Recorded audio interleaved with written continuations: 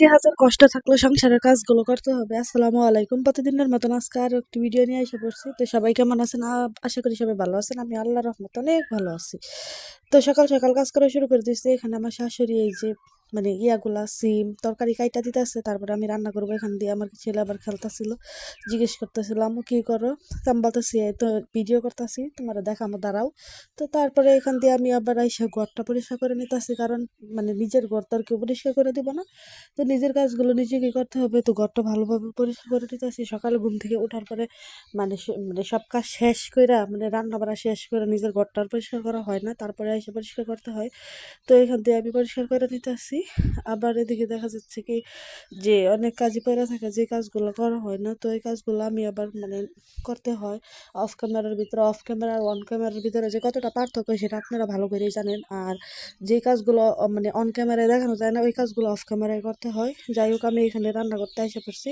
তো এখানে চুলার জালটা ধরাই দিছি, ধরে এখানে আগে আজকে বেগুনের বড়া ভাজবো আর শুটকির তরকারি রান্না করবো, কারণ ঘরে তেমন কোনো কিছুই নেই। আর যে আমরা অনেক ধনী মানুষ, বিহাল মানে বিশাল অনেক ব্যাপার স্যাপার ওইসব কোনো কিছুই না। তো গরিব মানুষের যা খাবার দাবার তাই শুটকির তরকারি আর এই বেগুন ভাজা দিয়ে আজকে চলে যাবে। তো বেগুনগুলো আমি ভালোভাবে ভাজা নিতেছি, কারণ দেখা যায় কি বেগুনগুলো লাল লাল করে না ভাজলে আবার খেতে চায় না। তো যার জন্য আমি বেগুনগুলো লাল লাল করে ভাজা নিতেছি, আর ভাজার পরে এগুলারে মানে এক এক করে মানে রেখে দিতেছি। আবার এই কড়াইয়ের ভিতরে আমি আবার তরকারিটা বসাবো, যার জন্য আর কি ইয়া করতেছি। তো এখানে তরকারি কড়াইটা পরিষ্কার করে এখানে আবার তেল ঢেলে দিতেছি শুটকিটা রান্না করার জন্য। তো এখানে হলুদ মরিচ, তারপরে পেঁয়াজ রসুন বাটা শুটকি সব কিছু একসাথে ধুইয়া এইভাবে নিচ্ছি। আর এইভাবে রান্না করলে মানে আমার জন্য আর কি সহজ হয়, তাহলে মানে তাড়াতাড়ি হয়ে গেছে। তো এখানে শুটকিটা ভালোভাবে কষায় নিতেছি, কষায় তারপরে এখানে মানে তরকারি যা আছে সব ধুইয়া রাখছি, ধুইয়া এখানে রেখে দিছি। তো এখানে আবার এইগুলো সব ডাইলা দিতেছি, ডাইলা তারপরে আর কি মানে কষামো। তো এখানে সিম বেগুন আলু টমেটো এগুলো দিয়ে আর কি তো মানে তরকারিটা আজকে রান্না। তো এটা সুন্দর করে কষাই দিতে মানে কষাইতেছি, কষায় তারপরে এনে আবার এই ইয়া করবো, এটার হালকা একটু ঝুল দিব, ঝুল দেওয়ার পরে ডাইকা দিব।